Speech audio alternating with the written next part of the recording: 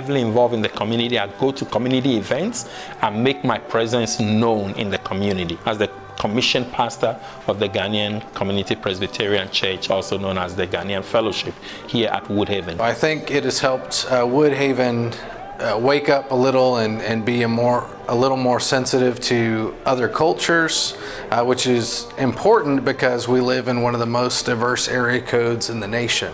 So it's really truly a melting pot here, and having them participate with us and be in ministry with us has really helped move us forward. My approach to ministry is very community-based. I see ourselves as the spiritual antenna for the community. But we should not lose sight of the fact that God is also doing something. We are not here by accident.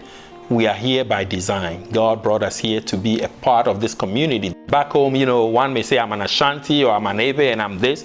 Over here, we are Ghanaians. So we almost like drop off all of those other things that put divisions among us. I speak all the languages. I think that has also been a unifying factor for me and somebody who can walk into every man's world and be accepted. One of the most critical elements in our relationship and in the growth of this ministry partnership was the 1001 New Worshiping Communities. When we partner with New Worshiping Community, there's lots of life and energy, and they tend to target a younger audience. And there's something exciting about being part of something new. And so we get to share in that energy and that momentum. Our worship is very joyful.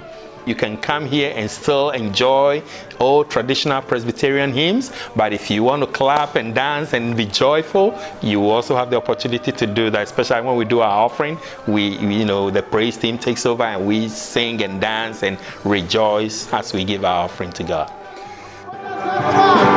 He's a good God, awesome God. Oh, we remember him. Great things he's done, and thank you. For some reason, spirituality seems to be on the decline in America. We can bring that spirit back. How can we do that? By being involved in the communities where we are. This was an invitation, as Martin always reminds us, for each of our congregations to keep their eyes open, ears open, and hearts open to see and to be attentive who their neighbors are. We have so much to learn from them. Compared to our Anglo congregation, they're much better about evangelism and getting out in the community and coming up with great service projects that benefit people outside of those that come to worship. I've tried not to keep myself away from the people.